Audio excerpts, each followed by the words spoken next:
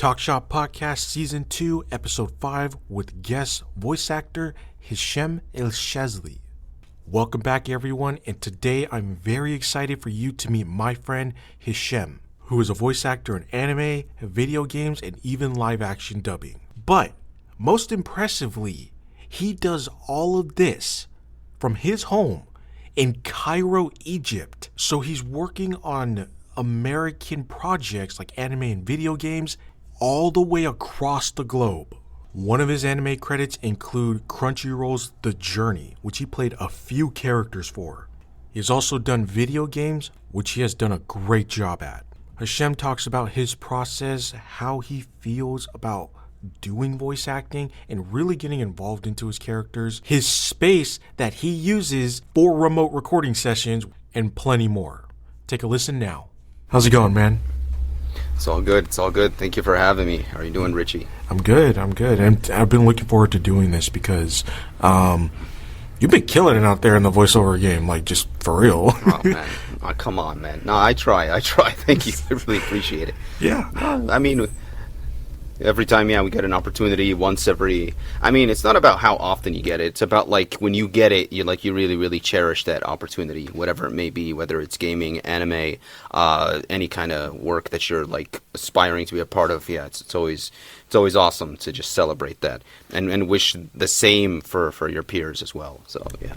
I like that. And that's always a good attitude to have because we are definitely we're in this community now, and we see a lot of people, they're getting wins, then we got other people who are working, so it's always good to be, if you're not working, then you're studying. If you're not studying, then you're networking. If you're not networking, then you're sleeping, hopefully. Doing something, yeah. Exactly. Pretty much. So, and just really supporting, like, your tribe around you to for success, which is always good. I mean, it can only do well for you.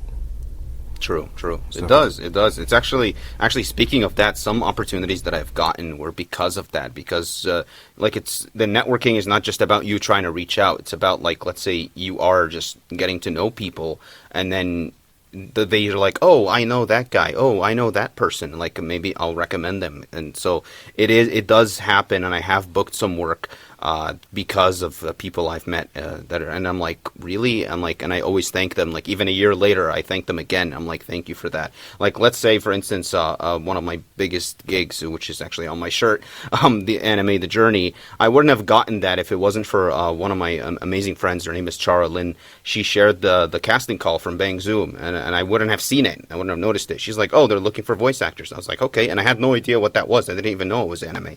So if it wasn't for her, man, like, yeah. So, yeah. That's awesome. Like, yeah, because actually I had The Journey slated up to watch later, so that'll be a good watch. But speaking of it, so before we'll go into that more about what that did for the community. But before we do, tell us about yourself. What is it that you do as a voice actor? Okay, that's a very broad question. What I do, you mean, like, okay, let's say practices in general, like. I do depend chiefly on auditioning.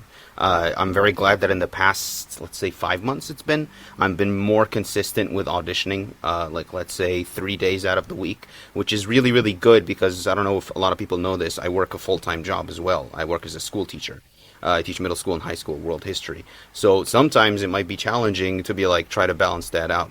But I'm like, no, now I'm able to consistently audition. Let's say 3 auditions a day, 5 auditions tomorrow, 5 auditions a day after. And then usually it's better to, like, chunk it into smaller pieces rather than I used to have like 20 auditions on a Thursday. And I'm like, this is a bad idea. I'm not putting as much energy and focus into that audition. I'm just cramming it all in. So it's much more efficient when I really split it up. So it's the auditioning. I take classes when I can. I used to take a lot more, like, let's say last year. But yeah, financially speaking, my country, the economy is not doing very well, so I can't take as often as I used to. But that's not an excuse. I still do practice. I still try to like practice with others when I can, practice on my own. What I used to do when I started out is that I got scenes from anime and video games. That's actually how we met through fan dubs. I used to dub scenes in anime specifically and other like media, but specifically anime, and try to add my voice to it, try to emulate what they're doing. And I got really, really inspired to try to copy what they're doing, even though I didn't really know a lot about technique and about script reading and about making that come to life at the time. But over the more practice I did, it did help me. And it helped me with my first class that I took back in 2017. When I took it with Crispin Freeman, he said that you got the technique, you just need to work on how you implement that, how you make those acting muscles grow over time. So yeah, pretty much what I do as a voice actor, I go have different sources for auditioning. I go on Twitter, I go on different rosters or different lists for casting lists. Classes do help when you can take them. They do help from time to time. Discord is very important. Some websites like Voice Acting Forum, I think that's what it's called, the one made by the amazing Kira Buckland. There are other sites. I'm not a fan, to be honest. Yeah, Voice Acting Club. There are other sites. Honestly, I'm not a fan of the pay-to-play sites, but if you want to go for it, like Bodalgo not a fan of voices because the AI thing. But yeah, so there's a lot of good sources. It's mostly Twitter and Discord, and yeah, you just keep digging. It's like the metaphor I like to use with voiceover, like whether we're auditioning or getting parts, it's kind of like we're all in a mine and we're digging, and you find different rocks, and you're like, hey, I found a diamond today, and I didn't find it except like 5 years later. That's fine. That's your journey. That's what happens. You just keep digging, dude. Don't stop. So, yeah, I just try my best to try to audition, try to keep at it, and I know maybe it's less. How do I put it? I guess less risk in a way that I do have a full-time job on the side, but hats off to those who do it full-time, and yeah, they really, really do depend on this 100%.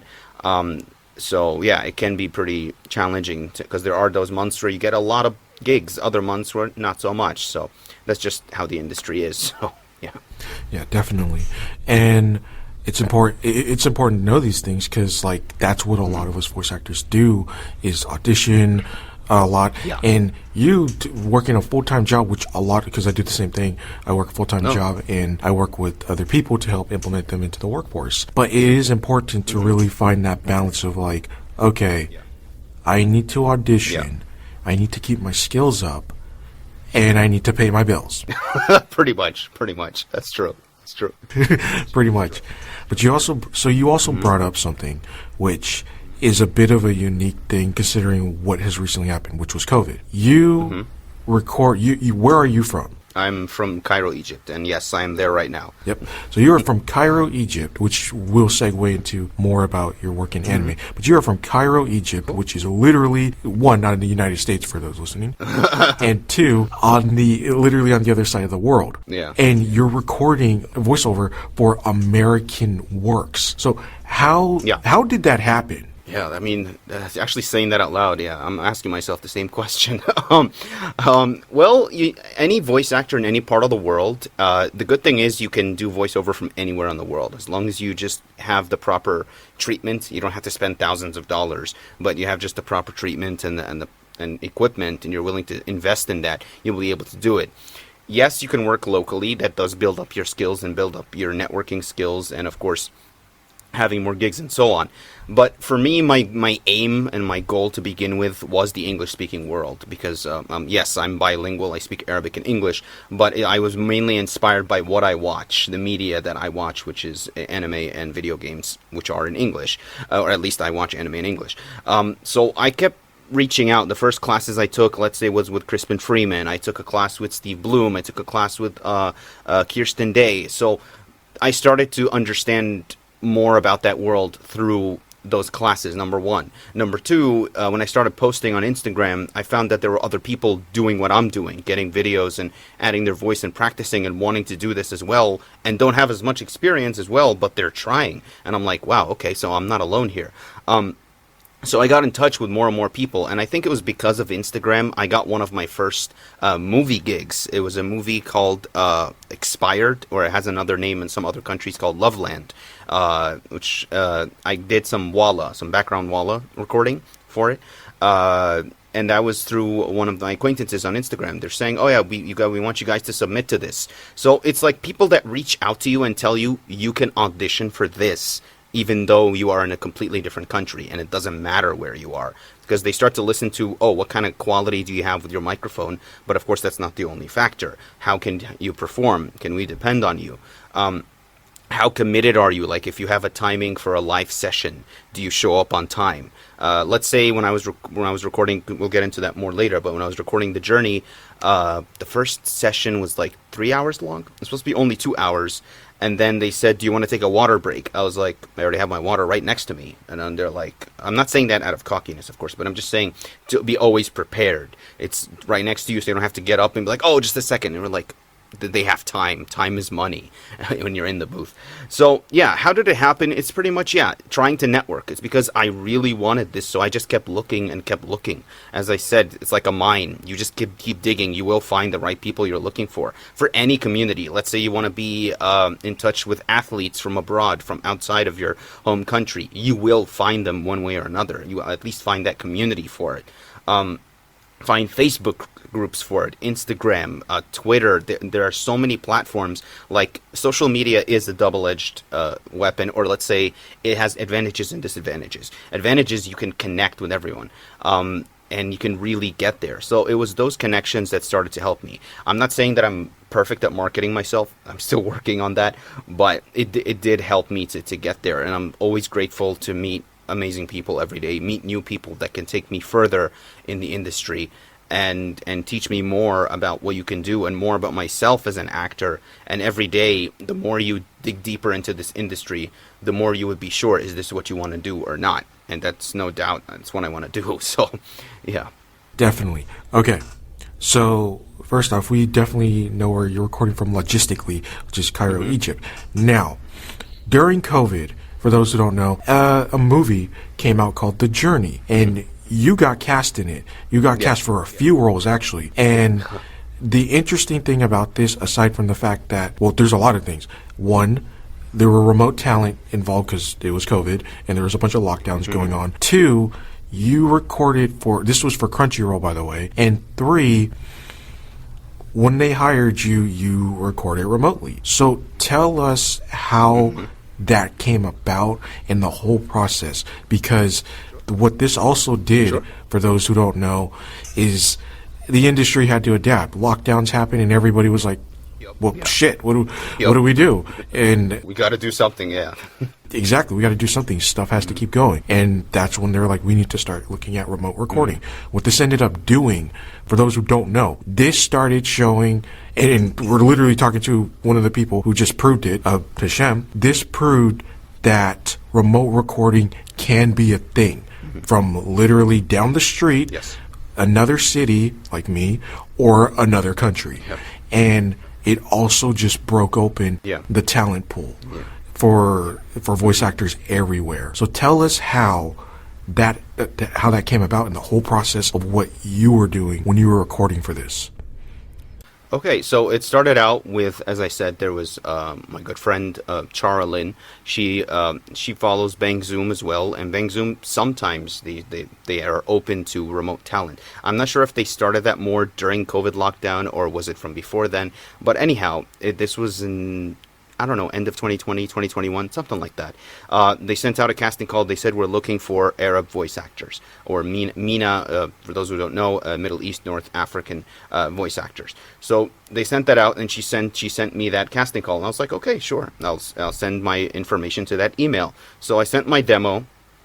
I think, I had a website at the time, right? I sent my website as well, and I said, in response to your casting call, here's my information, here's my demo, etc., etc. So then it was like, for a few days there was nothing. Then one day I woke up, I was literally just still, like, you know, when you're like half asleep, you're like, oh, what's going on? And I was just looking at my phone, looking at my emails, and then I literally jumped out of bed. I was like, what is this? They said SAG-AFTRA anime audition. I was like, huh? am I reading this wrong? I had to like rinse my face to read it properly. So I was like, I emailed them. I was like, wait a minute, are you sure I can audition for this? I'm in another country. I'm not SAG. I'm in a different. They're like, yeah, we're looking for Arab voice actors. I was like, okay, sure. So I was like, yeah, I'm really going to think about this. So I sat down, I auditioned for 3 characters. It was the one I booked, which is on my shirt, actually, Helka. What was his name? Oh, God, I forgot his name. There were 2 other characters that were, like, middle-aged, in a way. So, yeah, I auditioned for the 3.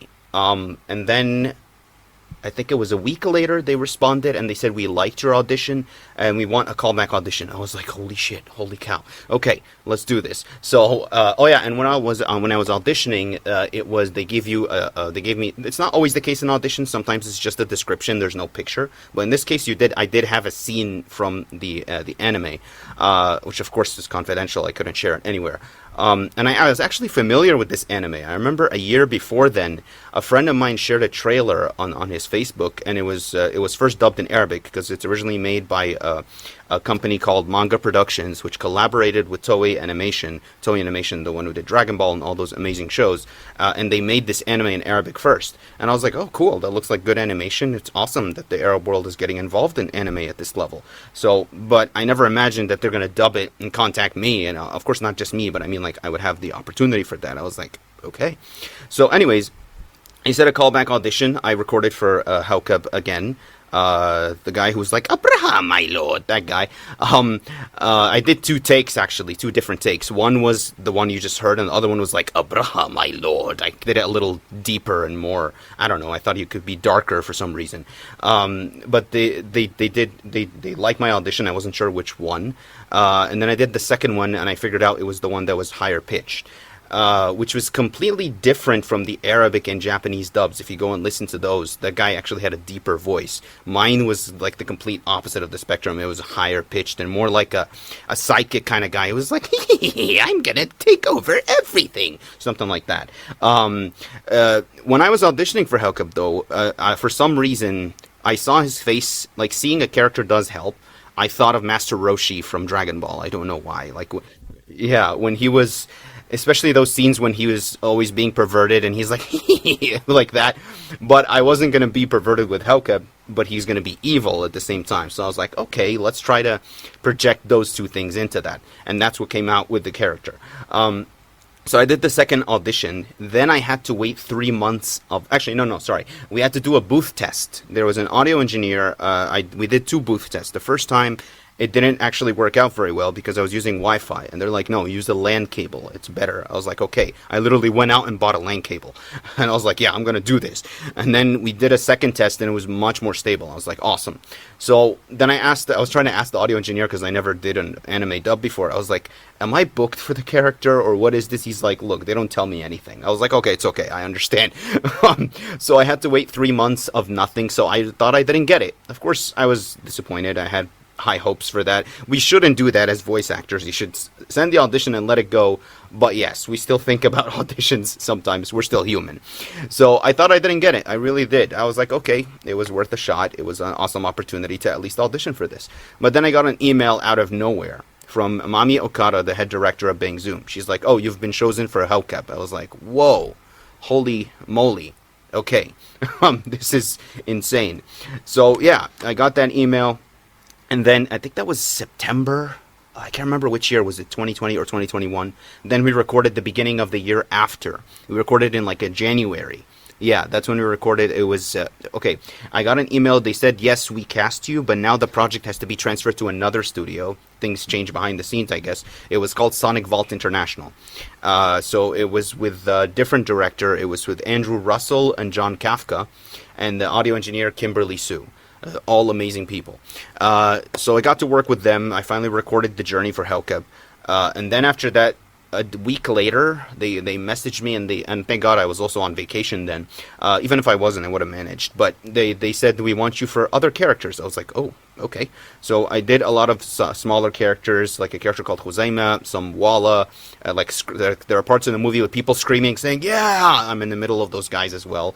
So there's a lot of smaller characters. We had like an hour or 2 hours of recording for that as well. So it was pretty awesome.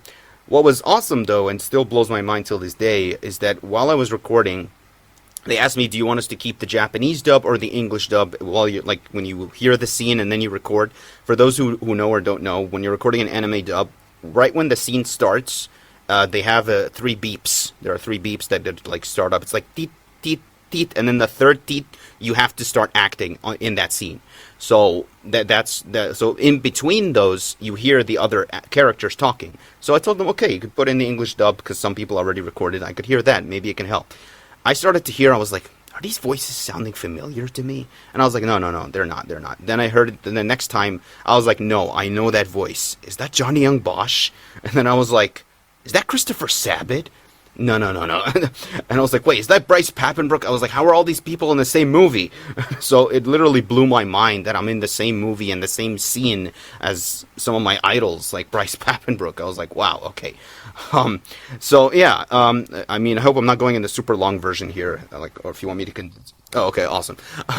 So yeah, we recorded that. It was pretty awesome. It was pretty fun, actually. Honestly, like to me, that was some of the greatest fun I've ever had in any kind of work, in any kind of activity in my life. Recording the journey is just awesome because anime is just a huge deal for me, and being a part of an anime finally is just it's amazing. So yeah, so we recorded that, and then it took like how many months to come out? I don't know, 6-7 months, which were really hard to wait on. But yeah, it took like 6-7 months. It came out on Crunchyroll. I finally announced my anime debut. And then it came on Netflix like a year later or 8 months later. And I didn't even know about the Netflix thing. It just happened. I was like, oh, okay, this is awesome. So yeah, so there's that. Tell us about your space. Well, my booth, I know you can't see all of it from the camera, but the way I made it is that I pretty much got some acoustic foam off of Amazon, and I just stuck it to my wall with a glue gun. And then I put a blanket above me and a blanket below me. And then I got and I opened my room door. This left side of my booth is literally my room door. It never closes. It hasn't closed in the past 3 years. And I put blankets over that. First, I used to close it off from every side with blankets, but then I had like a boxy sound, and I was like, no, I shouldn't do that. And I wasn't sure which position I should be in. So positioning makes a difference on how your mic sounds. So I kept trying different positioning until I made it how it is now. It's kind of like facing outward in the open part of my booth. So there has to be an area that's open, and I make the mic face outward. Sorry, the part that's I'm recording from, of course, is facing me, but there is an outward part behind it. But there is still, it's kind of, how do I put it? The mic is kind of facing sideways. It's not air behind it. There's a blanket, because it does make a difference what's behind the mic and what's in front of the mic as well. All of that affects how it sounds. So I guess that all of this together, and the mic itself, my setup is if you want to know, it's a Focusrite. Whatchamacallit? The preamp is a Focusrite 3rd gen Scarlett Solo. The mic is the CM25, the one that came with the setup when I first bought it. I have a Samson shock mount, mic stand called Hercules, and a Knox pop filter. So all of that together. Did I spend a fortune on this? Maybe not. Maybe the preamp and the mic, of course, did cost quite a bit when I bought it. But the setup, I didn't spend a lot. I do have treatment. Do I have sound insulation? No, I don't. Honestly, I cannot. Most voice actors, we cannot afford that. It's extremely expensive. I did get a contractor before, and I asked them how much would it be, and it was, at the time, that was like 2 years ago, what's equivalent if you convert the currency to like $6,000, and I was like, what? No. No. I was like, yeah, I'll just manage. So, yeah, but still, so I did that, and then I had the booth test. Honestly, I didn't know what to expect from the booth test. I went in, and then first they tell you to... what is it? I think they tell you to try yelling, and they try to like whisper and try to just talk about anything random. Like I think I was talking about what I made for lunch. I was like, okay, I have spaghetti and I did this and whatever. I was literally talking about anything just so they hear what the mic sounds like. And they're like, oh, it sounds amazing. I was like, what? Really? Is this guy joking? And he's not, of course, but he's like, yeah, it sounds great. I was like, okay, this is awesome. And it really did give me a boost of confidence on my booth that someone from Bang Zoom is telling me that it's great. And I was like, awesome. So yeah, it was doing all that, the DIY, and honestly, I got inspired from an Instagram post. I cannot recall which one, but it was someone who made their own booth as well, from PVC pipes and a blanket and everything. So I was like, wait, let me look around the house and see what I have. And I used what I have, literally. I used some blankets I'm not using. I got acoustic foam I had that I hadn't hung up yet. Things like that. So, yeah. So all of that works one way or another. And my laptop is in front of me, and I have like a desk that's kind of like a foldable desk. I open it and I put my laptop in front of me so I can reach it easily. When we're doing the session, they sent me, I think it was an Excel or Word document, something like that, that has an image of the character, and it has the lines usually of the entire script. And then they tell you, go to this section. It's usually coded of that specific scene, and that's where we are. So there's a part where you can open up and look at the scene, and then you can go back to the script. So yeah, usually I look at the scene, and because in anime, because usually there is a dub that's already there. So I listen to the Japanese dub originally, and then I go back to my script and I perform it my own way. Did I take some kind of influence from the Japanese dub? Maybe, yes. So for the timing, for the lip flaps, that makes a big difference. But then I try to do my own thing with the character, because it's not the exact same performance. I like to believe, at least that's my own belief, that different dubs of the same anime is almost like a different show in a way, because every language is different. It's a different culture altogether. So I recorded that, and we did the lines, and there are certain terminologies you need to be familiar with, like CM is closed mouth. Here the character is talking with their mouth closed. Things like that. So yeah, we recorded off of that. They showed me different scenes. Of course, they tell you can hear them through... It was Source Connect Now, because there's Source Connect Standard, the one you pay for, and there's Source Connect Now. So I use Source Connect now, because I don't have Standard. And they were fine with it. They used Source Connect Now, and it worked, and it was working efficiently and all that.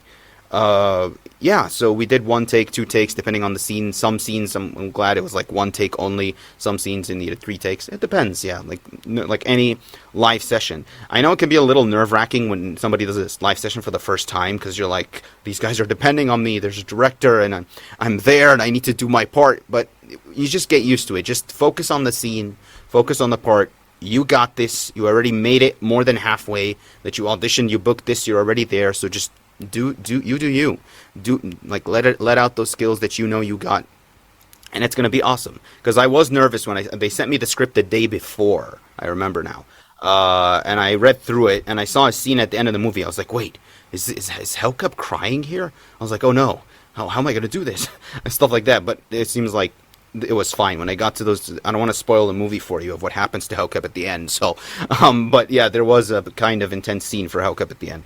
And it was pretty fun. It was really, really fun, the different scenes, and I'm glad that I got to record other characters. I used different ranges or different pitches. Like, it wasn't just Hellcup is always at this level. He's like, Abraham, my lord, and everybody is against you. It was always like that, and he's like, the evil laugh. But other characters were more like my natural voice, or this one guy who has a huge afro. What was his name? Anmaram? I can't remember. Yeah, I had to go deeper, and he had to be at a deeper level. So it was awesome trying those different levels.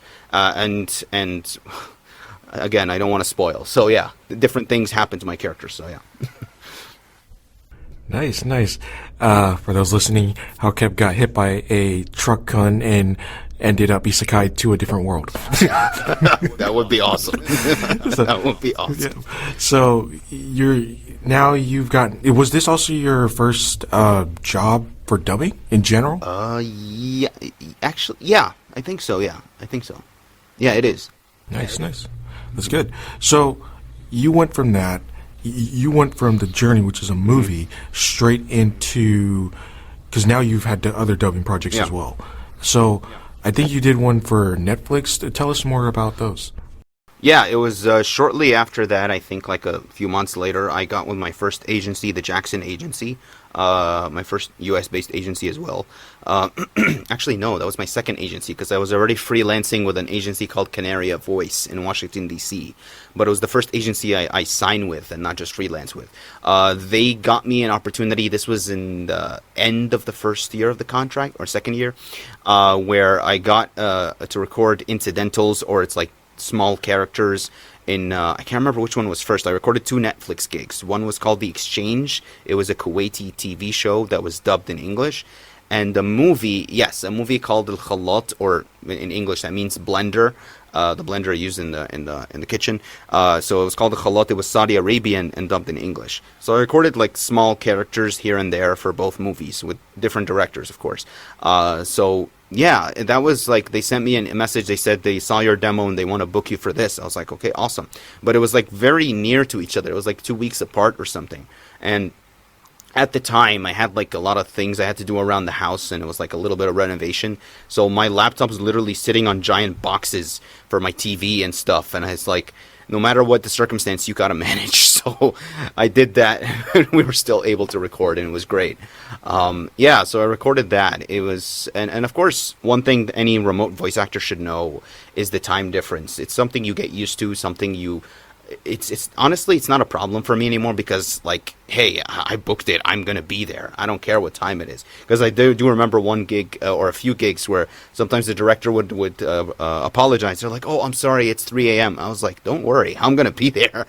So yeah, it doesn't matter. So yeah, that's another thing. We had to record. It was like 3 a.m. and it's always funny to me when they ask me casually, like in between recordings and they're editing or so on. They're like, oh, so what time is it there? I'm like, 3 a.m. They're like, what? They're like, oh, welcome. And I'm like, no, thank you for having me. It's okay. They'd be shocked. They'd think I'll like say 9 p.m. or something. I'm like, nope, it's 3 a.m. So yeah, I hope that answers your question. Yeah, definitely. And 3 a.m. is probably like here, 3 a.m. everything just dead quiet. Yep. So it's like in some cases that's actually a benefit. True. Plus, personally speaking, I'm wide awake at 3 a.m. Sometimes, same here.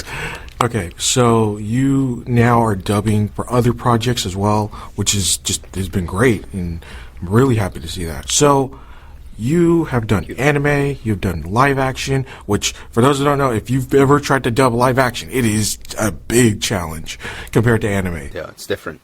It's different, yeah. So you have that. You've also done video games. And then what other kind of work are you either looking to start tackling more of or have done? Well, during peak COVID in 2020, I took a lot more classes, but in different fields. Like, I kept trying a lot of stuff. I tried audiobooks more often. I think I recorded like 3 or 4 audiobooks. Like 1 or 2 were local and the rest were international.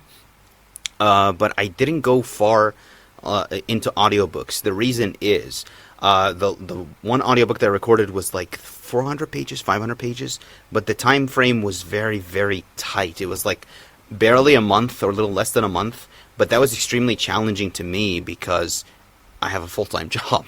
So it's like having that little time, and you need to make it as efficient in the delivery and so on. Like, I did it, but after I was done, I was like, yeah, I'm not taking novels anymore. If it's a short book, 20 pages, I'm good. A long book, I can't do it with a full-time job.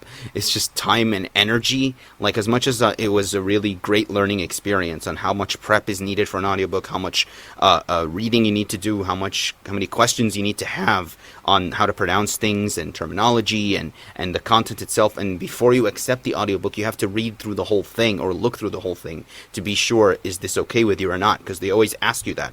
Even if you're booked for something, they're like, okay, here it is. Look at the whole script.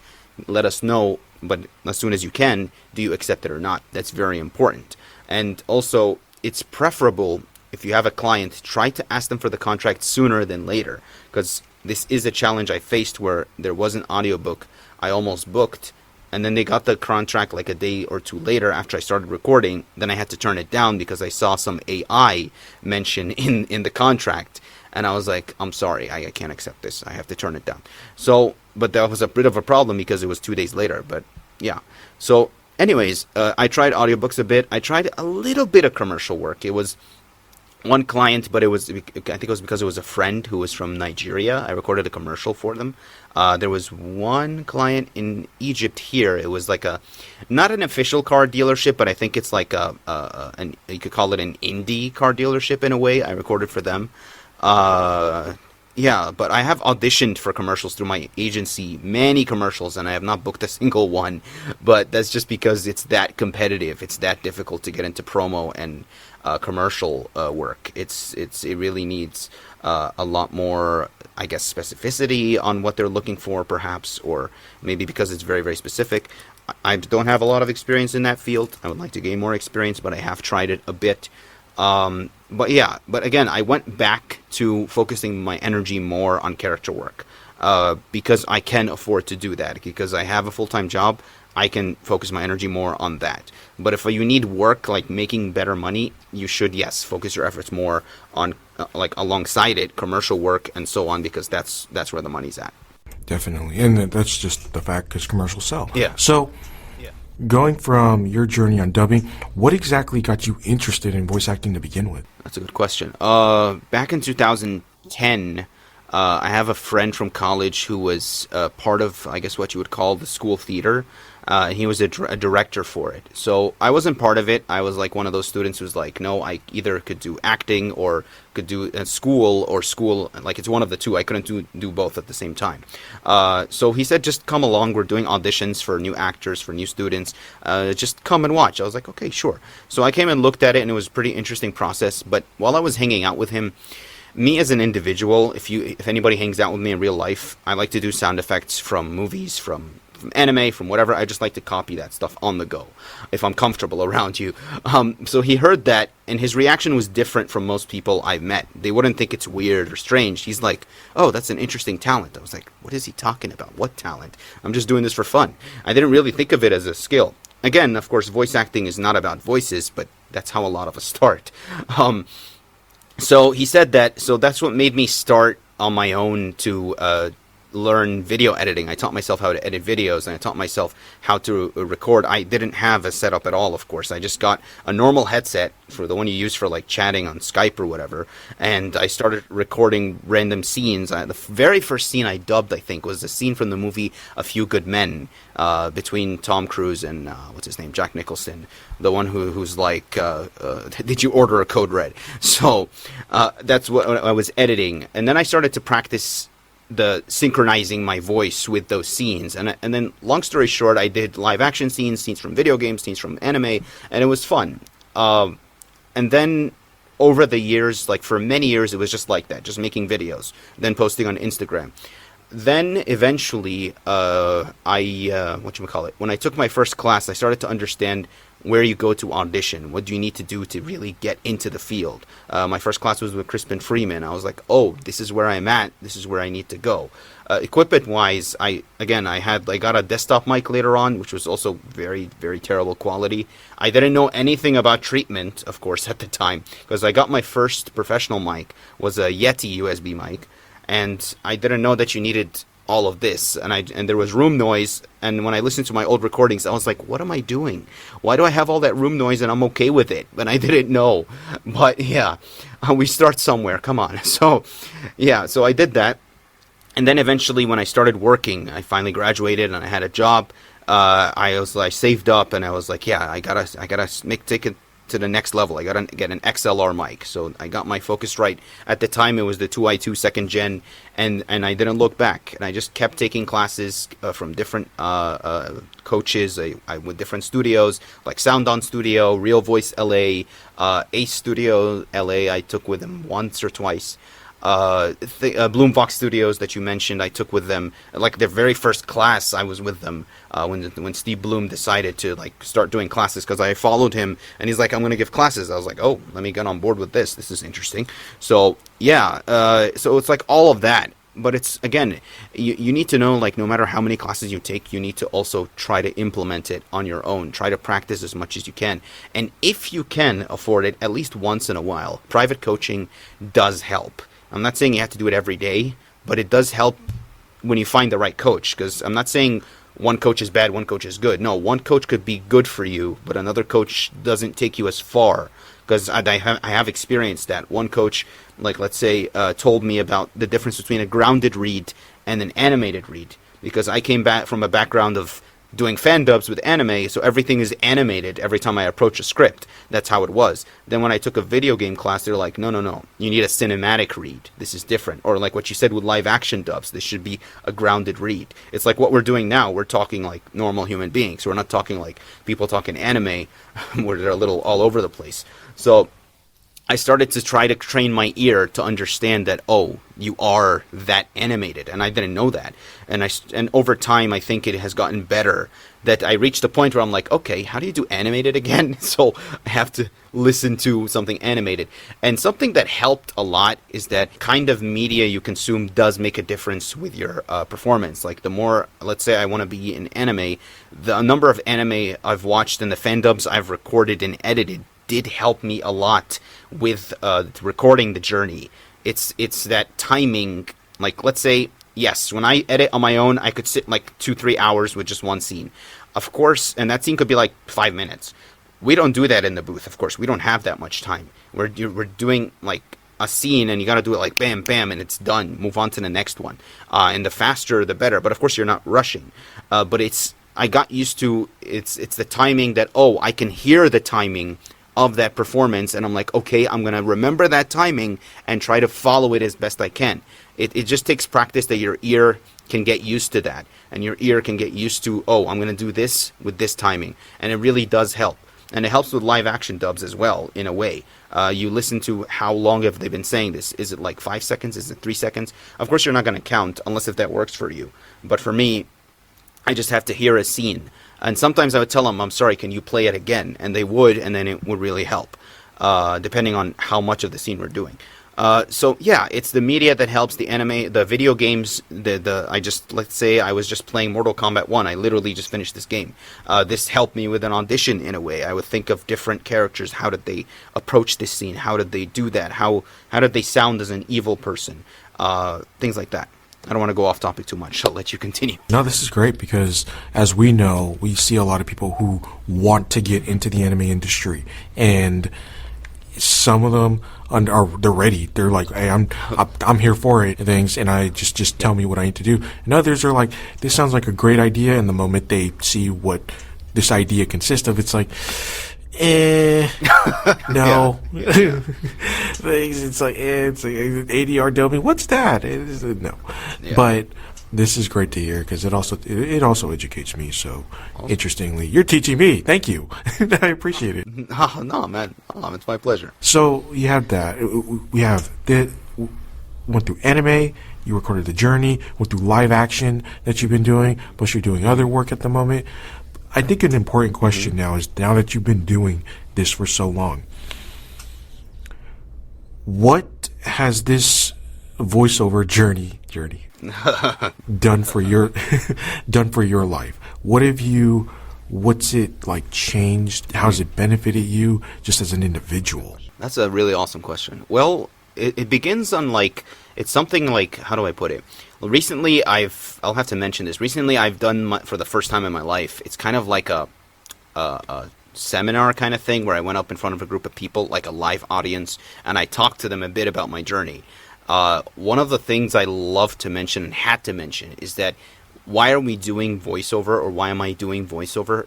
Doing it because it's my passion. Because I believe, my personal belief is that you need to live your life with something you pursue and something that you really, really enjoy. I believe that passion is something that enriches the soul. It just makes you elevate yourself in a way and takes you to that place that no other medium can, or no other experience can. So I love anime and video games to death. They're just a big part of my personality, and movies as well. So being able to become a part of those, being able to live and breathe in those universes one way or another, is why I started doing this to begin with, and why I keep pursuing this and keep wanting to do this better and better. What it has done for me is, yes, to be able to pursue a dream and prove, it's kind of like, how do I put it? Part of it is wanting to prove everyone wrong in a way. I'm not saying people told me you're not going to make it, but when people heard I wanted to be a voice actor, they didn't understand what this was. They thought it was just a hobby. They're like, oh, it's just a phase. I'm like, no, it's not. and I'm like, and I remember years ago telling one of my best friends, when I was still like not knowing a lot about the industry, I was like, dude, I'm gonna do this. I gotta do that. So mark my words, I am gonna become a voice actor. And really, I'm grateful that I kept doing that.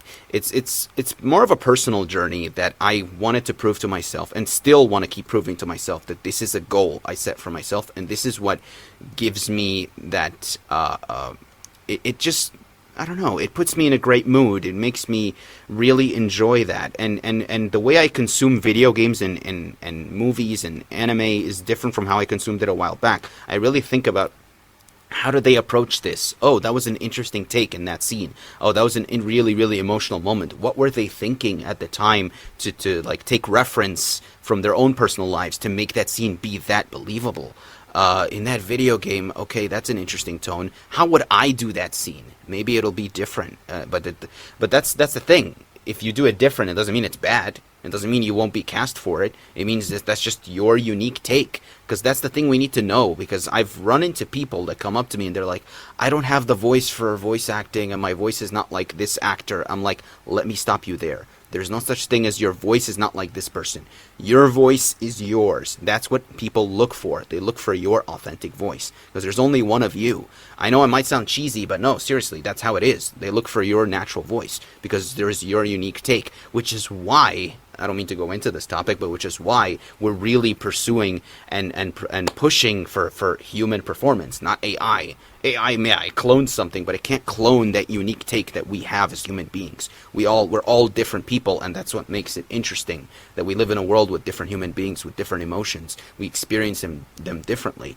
So I don't know if that answers your question, but it makes me feel alive pretty much as a voice actor, like building this booth and just being here and using what tools I have. This is something that's actually very different than most people in, I'm not saying voice acting doesn't exist in Egypt, it does, but the common man or common person you run into wouldn't know what this is.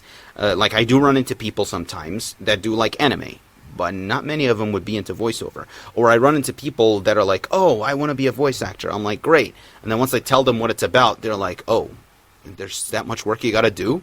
Okay. And I could see it in their eyes. It's like they're getting discouraged. And I was like, come on, you really want to do this? You got to work hard for it. So it's like, no, if you love it, you do it. And some people are shocked when I tell them I don't make a lot of money off of this, by the way. This is not, you're not in it for the cash. I'm not saying it's impossible to make money. That takes a lot of work, a lot of time to build up that rep and build up those gigs that you start to make that might make you enough cash. But normally, no, we don't make a lot of money off of this. Because some people told me when they know that I have a gig on Netflix, they're like, oh, did they pay you $100,000? I was like, wait, what? 100,000 what? What are you talking about? Even if it's in my local currency, that's still a huge number. I mean, no. So they're like, then why are you doing this? Because I love it. And I have to start with this every time I introduce it to someone. You need to love this if you're going to do this, because that's what's going to push you forward to keep doing it and keep coming back. When it gets hard, you're like, hey, that's what pushes me forward even more. When I get discouraged, I'm going to keep going. When I get rejected from that huge gig, which has happened to me many times, I'm going to keep going and learn from this, but be grateful that I was able to audition for such a huge gig. So, yeah, and I have auditioned for life-changing gigs, which I did not get, but still, I'm going to keep going. That's good. Like, that's solid right there. And I think that it's such a great takeaway for those who are looking for, whether they want to be a voice actor or whatever kind of career they want to pursue. True. It's really about caring about it, and it's something that enriches your life. Like when I stepped into the studio to record something, this was non-paid, by the way. I took off work. Fortunately, I cashed in a sick day. I was like, hey, I'm not coming to work. Just put it on my whatever off day. I went into that studio, and I completely forgot I was doing a job, and I had so much fun. And it's like you said, it's just enriching to your life. And it's like, you can't buy that anywhere. Yes. You know, that's only something you get from working for it and doing something that you have put time and commitment and effort and money into as well. It really is. So it's always good to see actors who do that, which congratulations, by the way. So thank you so much. Thank you. That was awesome. So as we start wrapping up, because this has been great, honestly. I'm really enjoying it too. Yeah, thank you. As we start wrapping up, what are some more advice? Because I would ask, or I will ask still, what is your advice to actors but you kind of gave a lot of advice already. Thanks. But still, what are some things you think would be a good advice point for actors? One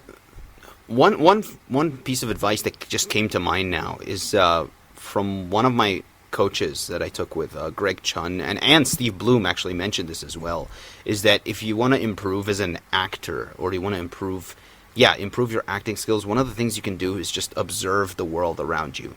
Observe how do people talk in everyday life. Sometimes I had a friend who auditioned for a part, and they said, I took reference from his uncle, how his uncle talks, and he used that in the audition.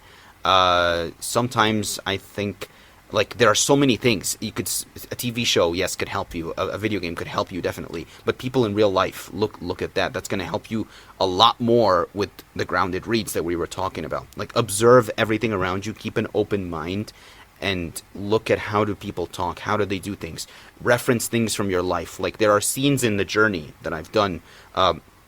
Let's say there was a scene around the fireplace where a character called Joseima was reprimanding this guy called, what was his name? I forgot his name, but anyways, he was reprimanding him. So I was never in that situation in real life, of course, being around the fire in the middle of a desert and reprimanding somebody. So I'm trying to think, wait, I work as a teacher. Oh, I talk to students all the time. Yes, we do praise them, but there are times where I'm like, oh, no, you need to do your homework. You need to do this. So I was like, let me imagine this guy is my student, and I use that energy into that. You convert it into that. So try to keep it's as actors, whether it's on camera or off camera or voiceover, you always have that toolbox. Try to always build that toolbox as best as you can, and think of those situations in your life. Let's say another situation where there's a scene where you're a captain of a spaceship. You were never a captain in real life, but where's a situation that was similar to that, maybe? Something I do, let's say there's a situation I was never a part of. I try to think of a scene from, like there was a scene, let me try to remember, where I was trying to be sound friendly, like a normal conversation with a friend. So for some reason, I kept thinking of Chandler from Friends and the way he talked to his friends, and I used that energy, and it worked. And I was like, okay. So always enrich your skills through almost anything that you run into, and try to look at it from a different perspective. It's not just media you're consuming and that's it. It's something that you're really looking at from that perspective, and in real life you look at how people talk and how people sound, and that can really help. So yeah, definitely. And that also, the other person to say that, because it's great advice as well, one of the other people to say that would be the great Ian McKellen, who has mentioned, it's like, just look around you. All right, that's what we're doing as actors, whether it's animated or not. We are essentially on the world stage. This has been awesome. I appreciate you coming on. Thank you so much. Thanks for having me. Yeah, no problem. Before we wrap up, where can people find you? Okay, you can find me on Twitter and Instagram mainly. That's where I'm most active. I'm also on LinkedIn. You can type in my name if we want to, type it out somewhere of how to spell it. But yeah, Twitter is @silver_Saiyan. Yes, I'm a big Dragon Ball fan. Instagram is Hesham Voiceovers, HESHAM_voice_overs. And you can find me on Instagram. Those two places I'm most active, Twitter and Instagram. Awesome. Perfect. And speaking of Twitter, if anyone's looking for me, you can find me living right next to them. No, I'm just kidding. But other than that, dude, it's awesome. I definitely wish you well going forward, because you're doing great so far, and it's just probably going to keep getting better at this point. I hope so. Thank you so much. I wish the same to you. Yep, thank you. All right, thank you for checking out this podcast. You'll find all the links to where to find Hesham at in the description box, and we'll see you guys later.